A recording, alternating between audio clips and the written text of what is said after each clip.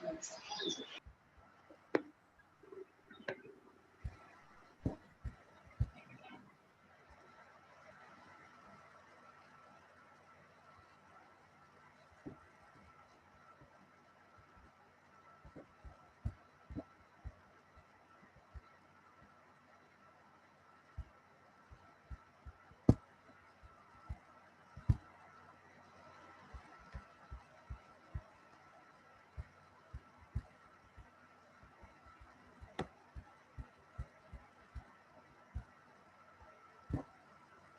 आज हम लोगों ने यह दीक्षा समारोह का आयोजन किया, जो कि हम जानते हैं कि यह हमने कल से शुरू किया हुआ है और यह लगातार 25 तारीख तक यह चलते रहेगा। और इसमें जो भी दीक्षा ले रहे हैं, उन्होंने दीक्षा लेने के बाद में बौद्ध धर्म क्या है ये जानना और उसके अनुसार आचरण करने पर जोर देने की कोशिश करना है। चूँकि भारत में पहले से ही बौद्ध धर्म अस्तित्व में रहा है और तब से लेकर आज तक हम जानते हैं कि बौद्ध धर्म का अपना एक महत्व है और उसी बातों को वर्तमान काल में हमें जानने और समझने की कोशिश करना है। जब तक हम इन बातों को जानेंगे नहीं, समझेंगे नहीं, तो हम वह एक प्रकार से बुद्ध धर्म की गहराई को जान नहीं पाएंगे। और इसलिए यह हमारे लिए बहुत ही महत्व का है कि हम इन बातों को जानने की कोशिश करें, जिससे हम उन सभी प्रकार के बौद्ध धर्म की जो कुछ भी शिक्षा है, वास्तविकता है, उसे हम जान सकते हैं, समझ सकते हैं। और इसलिए हमें ये जानना बहुत ही ज़रूरी है कि बौद्ध धर्म हमारे लिए किस तरह से है। तो डॉक्टर बाबा साहब अम्बेडकर की धारणा रही है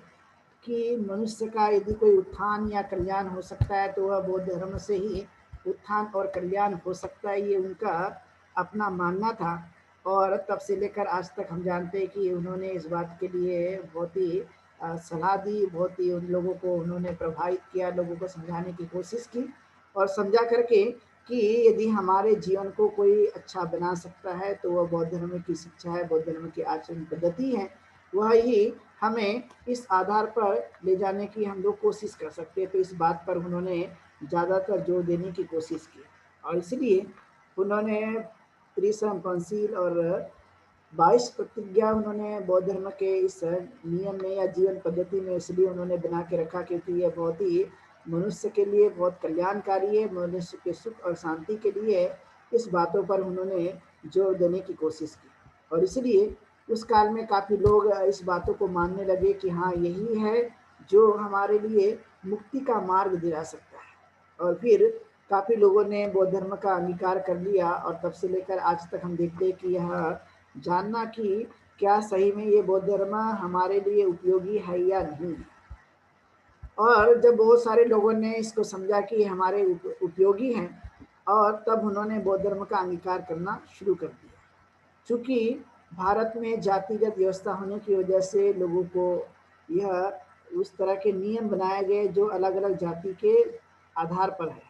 और वो अभी भी बहुत जगह आप लोगों को सामाजिक लेवल पर ये दिखाई देते हैं। तो उस काल में तो और भी ज़्यादा समस्या थी, आज भी है। तो उन्होंने कहा कि हमें मनुष्य होने के नाते धर्म की ज़रूरत होती है, धर्म के अपने खुद के व्यक्तिगत विकास के लिए और कल्याण और सुख के लिए। तो हमें कहीं न कहीं अपने उस धर्म का अंगीकार करने की कोशिश करनी चाहिए, क्योंकि हम मनुष्य हैं तो कुछ न कुछ वह आवश्यक नीति तत्व हैं जिसका हमने आचरण करने पर विशेष जोर देना चाहिए। फिर उन्होंने कहा कि यह किसके लिए हो सकता है, कौन लोग होंगे जो इसका पालन करेंगे, इसका आचरण करने की कोशिश कर सकते हैं। तब उन्होंने जोर देते हुए बहुत सारे लोगों को समझाया कि यदि गरीबी से भी मुक्ति पानी हो तो उसका एक प्रकार से बौद्ध धर्म का पहला मकसद होगा, पहला काम होगा कि उन्हें बौद्ध बनाए। क्योंकि आपने देखा हो कि बहुत सारे जो लोग हैं वो नाना प्रकार के तनाव की वजह से, नाना प्रकार की समस्या की वजह से गलत कार्यों का सहारा लेते हैं। और पहली प्राथमिकता ये होना चाहिए कि बौद्ध धर्म ने उन लोगों के जीवन में बदलाव लाने के लिए उनकी सहायता करना कि ये दुखपूर्ण जीवन जी रहे और ये दुखपूर्ण जीवन जीकर जो है वह इस तरह के गलत प्रभाव में, गलत कार्यों में भी वह जा रहे। तो हमारी कोशिश होनी चाहिए कि हम उन्हें इस राह पर लाएंगे और उन्हें योग्य बनाने की कोशिश करेंगे। और इसलिए प्राचीन काल से ये जो जीवन पद्धति है ये लोगों के सामने बताएगी कि ये आप लोगों को सुखी बनाने का रास्ता है, दुख मुक्त करने का रास्ता है। जो भी व्यक्ति इसका अनुसरण करेगा, जो भी व्यक्ति इसका पालन करेगा, उन्हें ये चीज़ मिलने की पूरी तरह से संभावना पाई जा सकती है। ये खास महत्वपूर्ण बातों को ध्यान में रखने की कोशिश की गई। सबसे बड़ी महत्वपूर्ण बात है कि प्राचीन काल में सिर्फ पुरुष को ही कुछ करने का अधिकार था, यानी वो ज्ञान भी अर्जित कर सकता है या बाकी के जो भी कार्य हैं वो सिर्फ उच्च वर्णीय लोगों के लिए थे, लेकिन निम्न स्तर का जीवन जीने वाले लोगों के लिए, सोकाल शूद्र या अतिशूद्र जो कहे जाते हैं, उनके लिए कोई भी अधिकार नहीं थे। और किसी भी वर्ग की महिला हो, उनके लिए किसी भी प्रकार का अधिकार नहीं दिया गया था। तथागत गौतम बुद्ध ने स्वयं ही इसके लिए प्रयत्न किए और प्रयत्न करने के बाद में उन्होंने पुरुषों के समान महिलाओं को अधिकार देने की कोशिश की। एक खास बात जो है वो हमें दिखाई देती है, इसके पहले ऐसा कहीं पर भी देखने को नहीं मिलता था कि कहीं पर मान लिया जाए कि बौद्ध धर्म एक ऐसी देन है जिन्होंने महिलाओं के जीवन को बदलने की पूरी तरह से कोशिश की। वह यह बात है कि प्राचीन काल में तो महिलाओं को एक प्रकार से गुलाम बना के रखा गया, एक प्रकार से उन्हें दूर रखा गया और उन्हें समानता का दर्जा नहीं दिया। तो ये तथागत को लगा कि नहीं, कहीं ना कहीं महिलाओं के लिए यह उपयोगी हो सकता है, इसलिए उन्होंने इस बात पर जोर देने की कोशिश की और उन्हें इस प्रभाव में लाया ताकि वह इस प्रभाव से जूझ सके। एक खास बात उनके लिए देखी गई और इसलिए उन्होंने महिलाओं के लिए समानता का अधिकार दिया। इन्हें उन्होंने भिक्खु संघ बनाया, तो साथ साथ में भिक्खुनी संघ भी बनाने की कोशिश की और बहुत सारी महिलाओं को संघ में उन्होंने शामिल भी किया। और यही हमें खास बात देखने को मिलती है। इसलिए बाबा साहब अम्बेडकर ने 14 अक्टूबर 1956 को नागपुर में महिला पुरुष दोनों को ही उन्होंने दीक्षा देने का काम किया था कि सिर्फ पुरुष पुरुष नहीं, तो महिलाएं भी इसकी ओर आगे बढ़ना चाहिए, इसका कदम उनके लिए भी बढ़ना चाहिए, जो बहुत ही जरूरी है। और इस बात के लिए उन्होंने काफ़ी कुछ प्रयत्न किए उस काल में और बहुत सारे जो लोग हैं वह ज़्यादा से ज़्यादा इस प्रभाव में शामिल हो गए। तो कहा जाता है कि धर्म का जो प्रचार प्रसार है वो बहुजन के हित के लिए और बहुजन के सुख के लिए होना चाहिए, कि वो सारे लोग जो है वो संसार में अभी भी दुखी है। आप देखेंगे अपने साक्षात अनुभव से इस बातों को आप देख सकते हैं कि संसार में न जाने कितने सारे ऐसे लोग हैं जिनके जीवन में अभी भी दुख व्याप्त है। वो अलग अलग प्रकार के हो सकते हैं, लेकिन वह दुख तो उनके जीवन काल में स्वाभाविक तौर पे दिखाई देता है। और इसलिए तथागत ने एक बड़ी जिम्मेदारी दी कि हमें बहुजन के हित के लिए और बहुजन के सुख के लिए और उन पर अनुकंपा करने के लिए ज़्यादा से ज़्यादा हमने प्रयत्न करना चाहिए, जिससे धर्म का प्रचार और प्रसार हम कर सकते हैं। और करते हुए हमें उनके जीवन में बदलाव लाने के लिए हमें ज़्यादा से ज़्यादा प्रयत्नशील होना चाहिए। ये बात हमें ज़्यादा से ज़्यादा करनी चाहिए, ये जो बहुत ही ज़रूरी है। तब जाकर कहीं ना कहीं समाज जो है वो बदलने की कोशिश करेगा। उसके बाद कहा गया कि समाज के अंदर में जो है वो एकता का होना बहुत ही ज़रूरी है। जब हम बौद्ध बनते हैं तो वह उसमें एकता निर्माण होने की संभावना पाई जा सकती है, क्योंकि समाज में अलग अलग जातियाँ, अलग अलग जातियों को मानने वाले लोग रहते हैं और उनमें एकजुटता का अभाव पाया जाता है। वो एक साथ रहना नहीं चाहते या एक साथ रहते भी नहीं हैं। तो ऐसी कंडीशन में वो एक आदमी दूसरे आदमी का शत्रु बना रहता है, और जब एक आदमी दूसरे आदमी का शत्रु बना रहता है तो कहीं ना कहीं एक प्रकार से दूरियां बनी रहती है। तो उस दूरियों को मिटाने के लिए हमें ये प्रयत्न करना चाहिए कि हम सामाजिक एकता का निर्माण करेंगे और कोई किसी से बड़ा नहीं है, कोई किसी से छोटा नहीं है, किसी के अंदर भी कोई ऊंचा नहीं है और कोई नीचा नहीं है। ये खास बात है। इसलिए बौद्ध धर्म वह एक हमें ऐसी शिक्षा देता है कि हम इस बात को मानेंगे कि कोई ऊंचा और कोई नीचा नहीं है। सभी लोग अपने कार्यों के आधार पर, अपने कर्मों के आधार पर वह नीचा और ऊंचा बनता है। एक खास बात देखी जाती है और इसलिए हमने उसके लिए ज़्यादा से ज़्यादा प्रयत्न करने की कोशिश करना कि हम इस प्रभाव को या इस धर्म नीति को अपने जीवन काल में अपनाने की कोशिश करेंगे। इसलिए कहा गया 22 प्रतिज्ञा में भी कि हम धर्म के विरुद्ध कोई भी कार्य नहीं करेंगे, चाहे कुछ भी हो जाए, लेकिन धर्म के अनुसार ही उस कार्य को हम करने की कोशिश करेंगे। इतनी हमारी अपनी भूमिका होनी चाहिए। यदि इतना भी हमने प्रयत्न किया तो काफ़ी कुछ अच्छा हो सकता है। इसके लिए हमने प्रयत्नशील रहना चाहिए जितना हो सकता है। और इसलिए बाबा साहब अम्बेडकर ने उस काल में कहा था 15 अक्टूबर 1956 को कि ये हम जो काम कर रहे हैं ये बड़ा कठिनाई का कार्य है, कोई आसान कार्य नहीं है। और जब ये कठिनाई का कार्य है तो हमें कई प्रकार की मुसीबतों का सामना करना पड़ेगा, कई तरह की समस्या का सामना हमें करना पड़ेगा। और जब समस्या बहुत होगी तो हमें उस कार्य को आसानी से आगे बढ़ाए रखने के लिए कई प्रकार की चीज़ों को करना पड़ेगा। तब उन्होंने कहा कि हम अपना जो कुछ भी जीवन यापन करते हैं, जो कुछ भी हम लोग सम्यक आजीविका का जीवन जीते हैं, तो सम्यक आजीविका को जीते हुए कहीं ना कहीं हमने एक प्रकार से अपनी आमदनी का जो 20वां हिस्सा है वो हमें दान करना चाहिए। इस कार्य के लिए, धर्म कार्य के लिए सदैव ही अपनी कमाई का 20वां हिस्सा हमें दान करते रहना चाहिए, ताकि धर्म के इस कार्य को आगे बढ़ाने की हम कोशिश कर सके और हम अपने जीवन में उन चीज़ों को आत्मसात कर सके जो बहुत ही जरूरी है। और इसलिए कहा गया कि खुद बाबा साहब अम्बेडकर ने इस बात को कहने की कोशिश की कि बौद्ध धर्म मुझे बहुत प्रिय लगता है, मैं उसे बहुत पसंद करता हूँ और सारी ताकत जो है उसके प्रचार और प्रसार के लिए मैं खर्च कर दूंगा। यानी मेरा जितना कुछ समय जो बचा हुआ है मेरे जीवन का, वो सारा का सारा समय जो है बौद्ध धर्म के प्रचार और प्रसार के लिए मैं लगा दूंगा। ये उनका पक्का इरादा था, पूरी तरह से उन्होंने इस बात को करने की कोशिश की थी और कहा था कि मैं पूरा अपना जीवन इसके लिए समर्पित करता हूँ और समर्पित करके सारा का सारा जो प्रचार प्रसार करने के लिए जो कुछ भी योजना होगी, जो कुछ भी कार्य होंगे, उसको करने के लिए मैं सदैव ही तैयार रहूँगा, जिससे हम उस कार्य को आगे बढ़ा सकते हैं। ये उनकी खास भूमिका थी और उस भूमिका के माध्यम से उन्होंने ये कोशिश की। और इसलिए हमें आज के समय में इस बातों को ध्यान में रखना कि 22 प्रतिज्ञा हमारे लिए कितनी ज़रूरी है कि हम जो कुछ भी आडंबरों में, रूढ़ी परंपराओं में और गलत कार्यों में जो कुछ भी हम पैसों को खर्च कर देते हैं, वह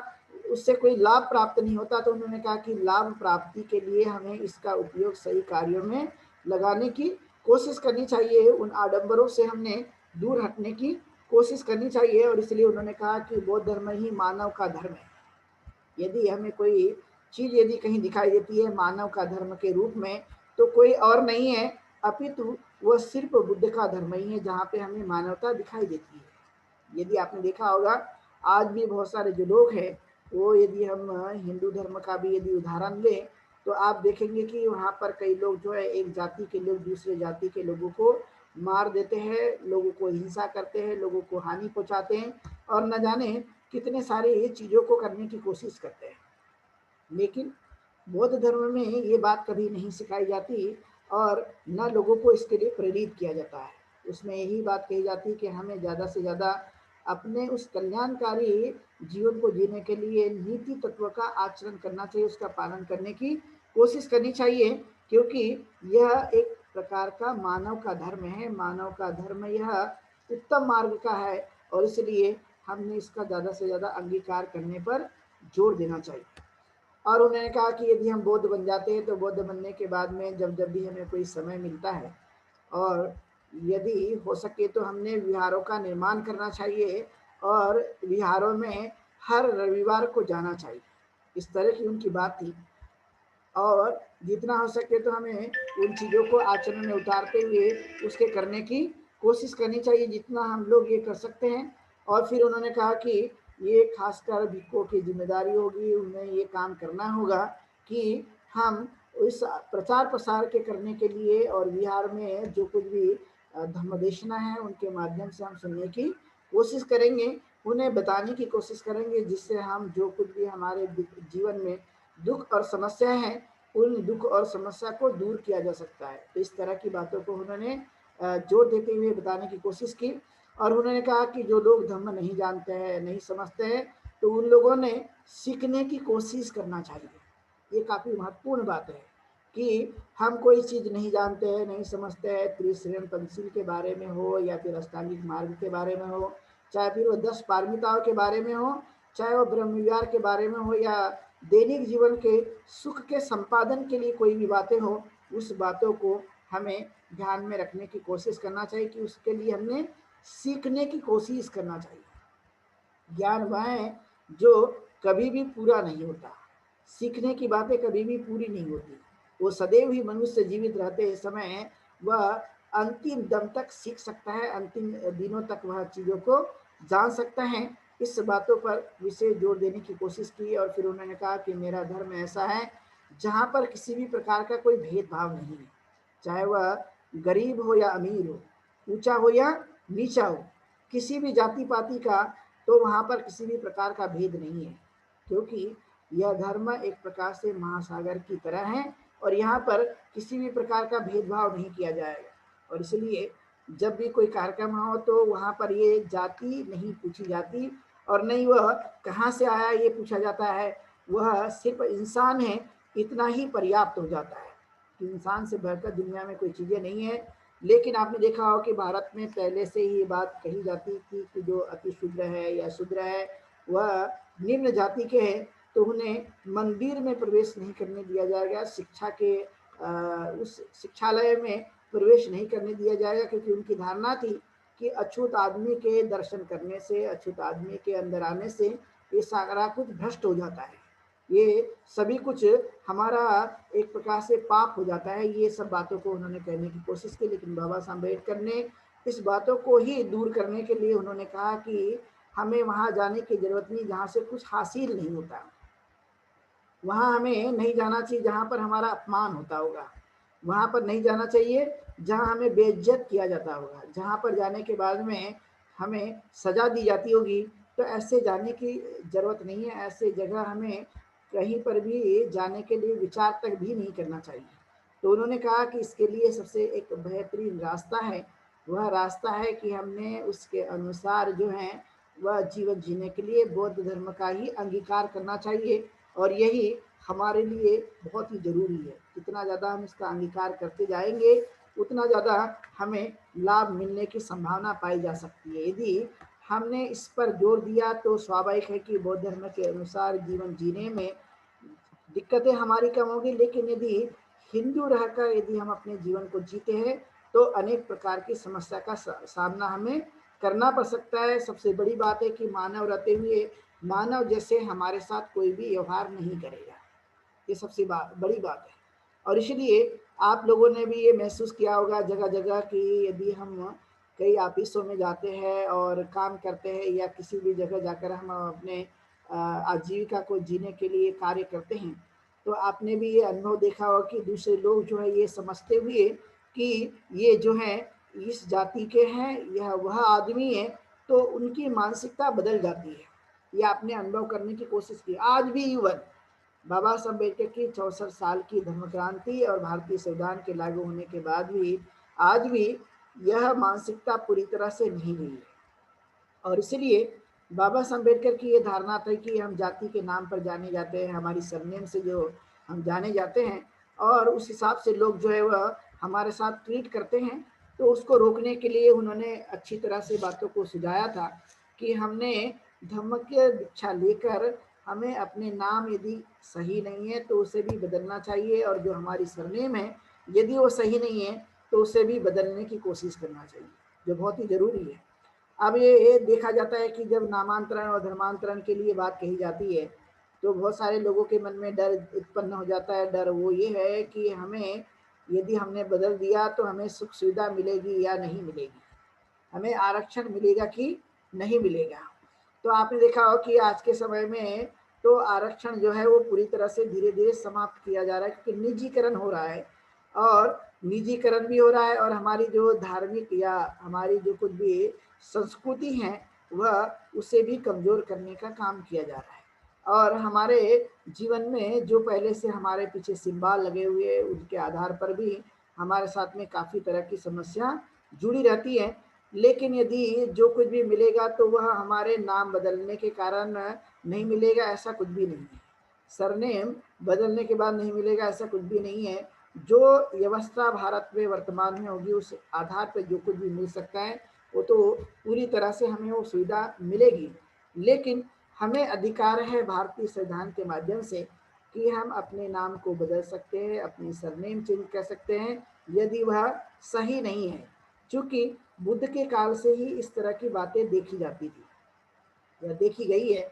कि उनके समय में भी बहुत सारे जो लोग हैं वो धर्म में दीक्षित हो जाते थे। दीक्षित होने के बाद में उनके पुराने जो नाम हैं वो भी बदल दिए जाते थे। और कालांतर में भी ऐसा ही देखा गया कि बहुत सारे जो लोग थे उन्होंने ये अपना जो कुछ भी प्राचीन जो व्यवस्था है उसको चलाने के लिए या उनको समझकर अपने जीवन में उत्कृष्ट जीवन जीने के लिए उन्होंने देखा कि जो हमारे जीवन के लिए हानिकारक है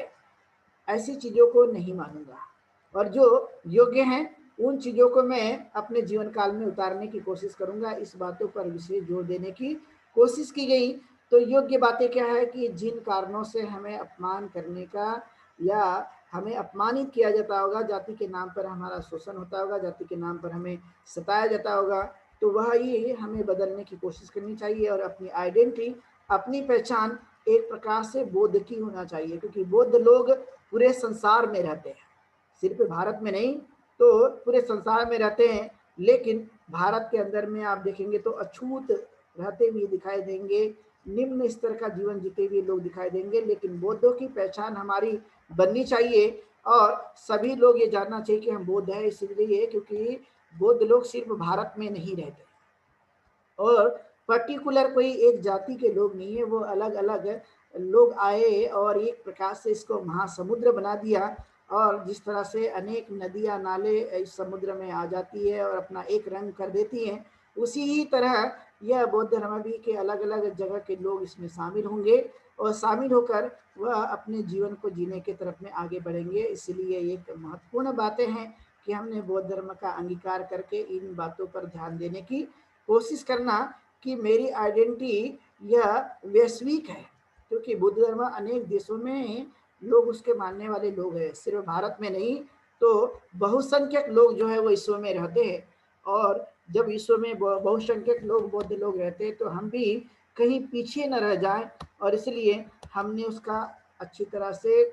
उसका स्वीकार करना, उसके आधार पर अपने जीवन पद्धति को जीने की कोशिश करना। और यही हमारी एक पहचान जो है हमें मानवता के उस लेवल तक पहुंचाने की कोशिश करेगा। और इसलिए हमने सोचा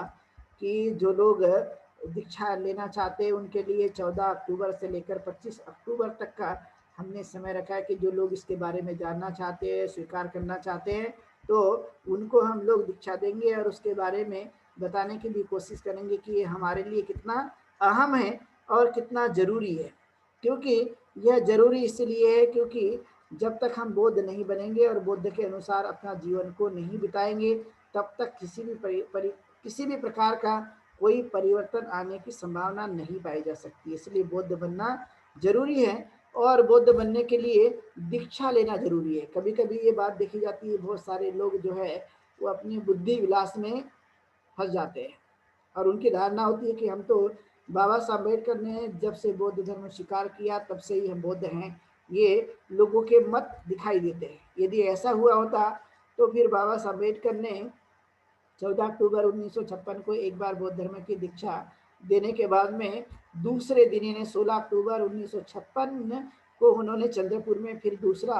धर्म दीक्षा समारोह आयोजित नहीं किए होते। क्योंकि एक बार ही देने से सभी बौद्ध हो गए तो फिर दोबारा उनको आयोजित करने की आवश्यकता नहीं थी। लेकिन देखा गया कि उन्होंने चंद्रपुर में भी 16 अक्टूबर 1956 को बौद्ध धर्म की दीक्षा दिलाई और फिर उन्होंने जो योजना बनाई थी 16 दिसंबर 1956 को वो मुंबई के लिए थी और उन्होंने डिक्लेरेशन भी किया था। लेकिन वो अकस्मात निधन की वजह से वह उनके द्वारा वह संपन्न नहीं हो सका। तो कहने का तात्पर्य ये है कि बौद्ध धर्म ये कोई भी यदि उनके माता पिता ने यदि ग्रहण कर लिया इसका मतलब ये नहीं कि वह बेटा भी या उसकी बेटी भी या घर में रहने वाले लोग बौद्ध बन गए। जब तक उसके खुद का इंटरेस्ट नहीं बढ़ता, जब तक उसकी स्वयं की इच्छा नहीं होती है, और तब तक उस पर हमें धर्म थोपने के लिए नहीं होता है, धर्म यह जानने के लिए और स्वीकार करने के लिए होता है। क्योंकि धर्म में किसी भी प्रकार की चीज़ों को थोपने से मनाही की गई है, क्योंकि थोपना एक प्रकार का अपने मन के विरुद्ध किया गया कार्य है। लेकिन जब हम स्व इच्छा से उस कार्य को करने की कोशिश करते हैं तो स्व इच्छा से किया गया कार्य वो हमें अपने जीवन में परिवर्तन लाने के लिए सहायक बनते रहता है। और इसलिए उसे हमें इस ढंग से लेने की कोशिश करना कि जो लोग इधर उधर भटक रहे हैं, बात तो उनकी वही होती है, लेकिन जब धर्म के अंगीकार करने की बातें आती है तो आपने देखा हो कि सारे लोग जो है वो काफ़ी पीछे हट जाते हैं। बाबा साहब अम्बेडकर की बात करने के लिए भी सभी लोग तैयार हो जाते हैं और उनके लिए मर मिटने के लिए भी तैयार हो जाते हैं। सभी प्रकार की चीज देखी जाती है, लेकिन जब धर्म के उस चुंगल से निकलने के लिए जिसने गुलामी जीवन में ला दी है, उससे निकलने के लिए जब बात कही जाती है कि ये मार्ग उत्तम नहीं है, इसी ने हमें गुलाम बना के रखा हुआ, इसी ने हमें जो है हमारी सारी आज़ादी, हमारे सारे अधिकार और हमारा स्वाभिमान छीन रखा हुआ है, तो जब ये बात कही जाती है तो लोग जो है इससे दूर जाने की कोशिश करते हैं और दूर जाके वही वही जीवन जीते रहते हैं और इसलिए उनके जीवन में गुलामी से मुक्ति होती नहीं है। इसलिए आप लोगों को देखा होगा कि बाबा साहब अम्बेडकर ने आखिरकार बौद्ध धर्म स्वीकार क्यों किया। वे स्वीकार यदि नहीं करते और कोई इस्लाम धर्म स्वीकार कर लेते या क्रिश्चियन धर्म स्वीकार कर लेते या कोई भी धर्म स्वीकार कर लेते तो उनके मानने वाले लोग भी उसी धर्म में चले जाते। लेकिन उन्होंने बहुत ही गहरा अध्ययन करने के बाद जो है ये निष्कर्ष पे पहुंचे कि मेरे अपने लोगों के लिए सिर्फ बौद्ध धर्म ही वो चीज़ें हैं जो समानता और स्वाभिमान और अच्छी तरह से उनके जीवन को परिवर्तित करने के लिए यही चीज़ें उनके जीवन को अच्छा बना सकती है। और इसलिए उन्होंने यही धर्म ला कर दिया। इसलिए बाबा साहब अम्बेडकर को पूर्ण रूप से समझना है या उनके बताए मार्ग पर चलना है तो सारे तो अधिकार उन्होंने भारतीय संविधान में दे रखे कि जो हमें मिलेंगे। जब जब ये कोई भी कानूनी व्यवस्था होगी तो जो भी लिखा होगा उसके आधार पर तो मिलेगा, लेकिन मनुष्य के उत्कृष्ट जीवन के लिए जो कुछ भी नैतिक मूल्य लगते हैं उसके लिए हमें धर्म का अंगीकार करना बहुत ही जरूरी है। जब तक धर्म का अंगीकार नहीं होता तब तक हम मानवता का जीवन नहीं जी पाते। इसलिए उन्होंने कहा कि जिस तरह से एक सांप जो है वो अपने ऊपर के केचुलों को छोड़ देता है और अपने पुरानी चीज़ों को छोड़कर एक नया रूप ले लेता है, उसी तरह से हमने अपनी पुरानी जो कुछ भी परंपराएं हैं, रूढ़ी परंपरा, अंधविश्वास, उससे जल्दी मुक्ति होती नहीं है, तो उन्हें छोड़ने की कोशिश करना जो बहुत ही जरूरी है। आपने ये बात देखी होगी अक्सर कि जो पुराने लोग हैं या बहुत सारे जो लोग हैं वो परंपराओं के आदी हो जाते हैं। यानी घर में कोई भी संस्कार आयोजित करो तब ऐसी कंडीशन में वह एकाएक से बदलाव की बात नहीं करते। ऐसी तो पूरे साल भर जो है वो अलग अलग तरह की बातें करते रहेंगे। बाबा साहब अम्बेडकर के प्रति उनकी अच्छी भावना भी बनी रहेगी, लेकिन जब कुछ संस्कार करने की बात आती है तो हम अपना 2 कदम पीछे पैर खींच लेते हैं कि हम ये नहीं करेंगे। एक बेटा और एक बेटी है, इसकी बड़ी मुश्किलों से हम शादी करा रहे हैं तो इससे बड़ी धूमधाम से होनी चाहिए। तो सारा कुछ जो कुछ भी होगा वो सारे संस्कार पहले से जो चलते आ रहे हैं, ये जो हिंदू बनकर वही हम करने की कोशिश करते हैं, उसे ही बढ़ाने की कोशिश करते हैं और फिर बदलाव नहीं आता। और इसलिए हमारी कोशिश ये होनी चाहिए कि हम बौद्ध धर्म के अनुयायी है, बौद्ध धर्म के उपासक और उपासिका है, हमने दीक्षा ग्रहण की है, तो चाहे कुछ भी कहे लोग, लेकिन हम उन आडंबरों को, उन रूढ़ी परंपरा को नहीं मानेंगे जिस रूढ़ी परंपरा ने और आडंबर ने हमें गुलाम बनाया, तो उन्हें हम बिल्कुल भी नहीं मानेंगे, बल्कि उसको छोड़ने की पूरी तरह से कोशिश करेंगे। 4 लोग या 10 लोग या नाते रिश्तेदार के लोग यदि पुराने लोग हैं वो क्या कहते हैं उनको मानने दीजिए, लेकिन मैं बुद्ध बनाऊं, मुझे ये समझ में आया है, मेरा अंधकार दूर हुआ है, मुझे प्रज्ञा समझ में आई है और प्रज्ञा के अनुसार मैं अपने जीवन को ढालना चाहता हूँ और करुणा और मैत्री का जीवन में जीना चाहता हूँ। इसलिए मैं उन पुरानी मान्यताओं को इसलिए नहीं मानूंगा क्योंकि वह मेरे पूर्वज थे जिन्होंने माना, लेकिन उस समय की ये व्यवस्था थी। लेकिन मैंने अब ये सद्धर्म को जान लिया। इस सद्धर्म को जानने के बाद में मैं उन आडंबरों को, उन रूढ़ी परंपरा को कम से कम नहीं मानूंगा। और इसके लिए हमें एक प्रकार से प्रयत्न करना चाहिए। जब तक हम प्रयत्न नहीं करेंगे तब तक पुरानी जो मानसिकता है वो बदलती नहीं है। और इसलिए मानसिकता में बदलाव लाने के लिए धर्म हमारी पूरी तरह से सहायता करता है कि हम अपने उन जो अवगुण थे, वह दोष थे और हमारे कल्याणकारी मार्ग में एक प्रकार के वो बाधा उत्पन्न किए थे, ऐसी व्यवस्था का मैं पूरी तरह से त्याग करता हूँ। और त्याग करके मैं ऐसा मानता हूँ कि मेरा नया जन्म हुआ है और इस नए जन्म के साथ में मैं अपने नए जीवन की शुरुआत करता हूँ। क्योंकि पुरानी मान्यता को छोड़ना इसका मतलब है कि हम उस चंगुलों से बाहर निकल गए, उस गुलामी की बेड़ियों से हमने बाहर निकला है और हम अपने जीवन को अच्छी तरह से जीवन जीने के लिए मैं प्रयत्नशील रहूँगा, ये हमें कोशिश करनी है। और इसलिए उन्होंने कहा कि हमें जितनी जल्दी हो सके तो हमने हिंदू धर्म का त्याग करना चाहिए। तो इसलिए क्योंकि उसी ने हमें गुलाम बना के रखा है, उसी चीज़ों ने हमें एक प्रकार से अंधेरे में ढकेल के रखा है। जब तक हम कोशिश नहीं करेंगे, तब तक हम इस परिवर्तन का जो सिद्धांत है उसको जानना काफ़ी मुश्किल है। और इसलिए हमें प्रयत्न करना कि दुनिया का जो नियम है वो परिवर्तन के आधार पर टिका हुआ है, और जब परिवर्तन के आधार पर टिका हुआ है तो हमें इसको मानना भी पड़ेगा। इसलिए हमारे अपने जो संस्कार है वो बौद्ध धर्म के आधार पर होना चाहिए।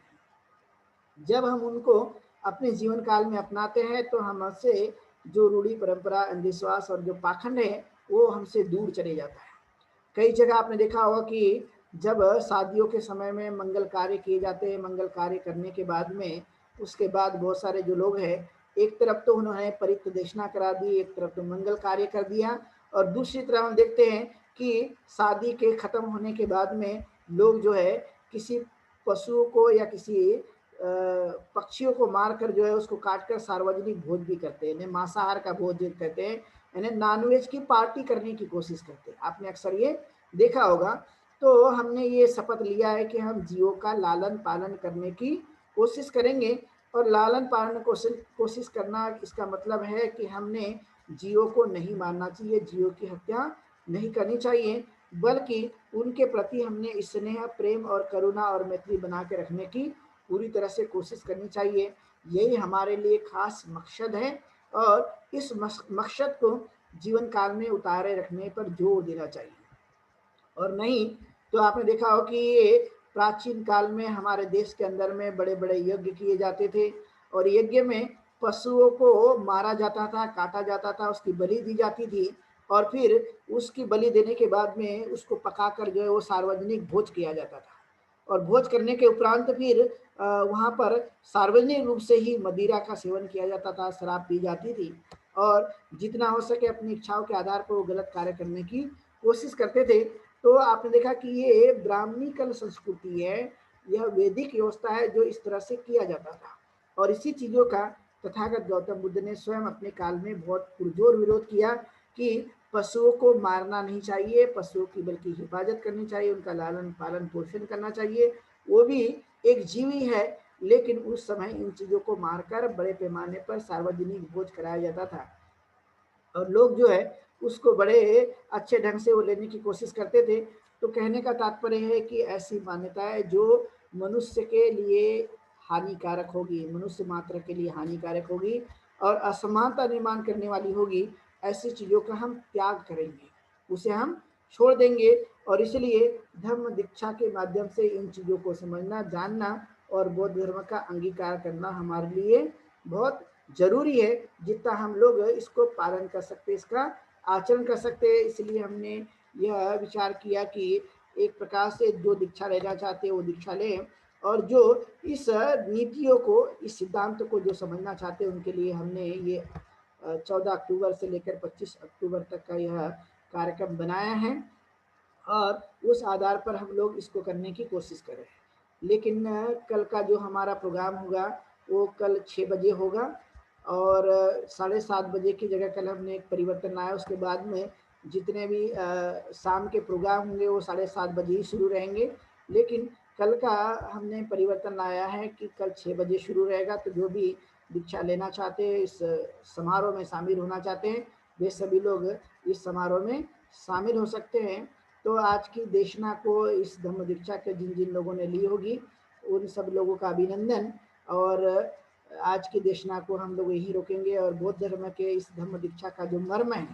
जो उसका अर्थ है, उसका हम अंगीकार करके अपने जीवन को बौद्ध धर्म के अनुसार जीने की कोशिश करेंगे, जो बहुत ही जरूरी है। एक महत्वपूर्ण सूचना की आपने देखा होगा, आपके पास जो मैसेज आया उसमें हमने साफ साफ लिखा है कि आप जब भी जुड़ते हैं तो अपना कैमरा ऑन जरूर रखिए, जो बहुत ही जरूरी है। और नहीं तो हमने सुन रहे हैं कि नहीं सुन रहे पता नहीं, और भी तो ये जानना जरूरी है। तो ये आज का हमारा जो समारोह का कार्यक्रम है धम्म दीक्षा का,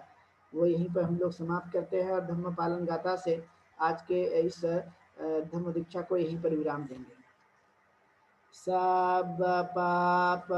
सकरणं Kusala sa upasampada kita pariyoda pariyodapanam etang dana shasan Amang cari sucaritam caritam tang cari sucaritam care hari dhammacari sukham seti loke paramit param Tavata Dhammadharu Yavata Vata bahubhasati Kapampi yo chate sutvana Sae dhammena pasati Dhammadharu Yoti Napam dhammana pamasati Saranam name saranang hayang Saranam buddho me saranang varang Satchena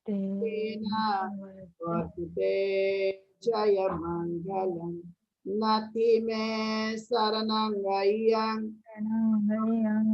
Dhammo me saranang varang Javachena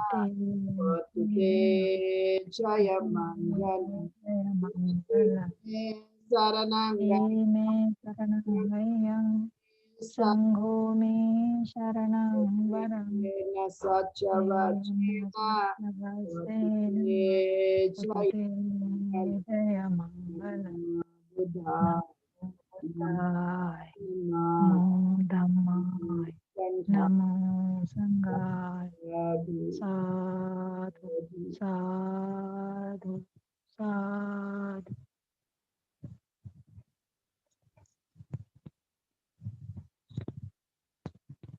Bandami Bante ji जय भीम बंते जी। वंदना बंते जी।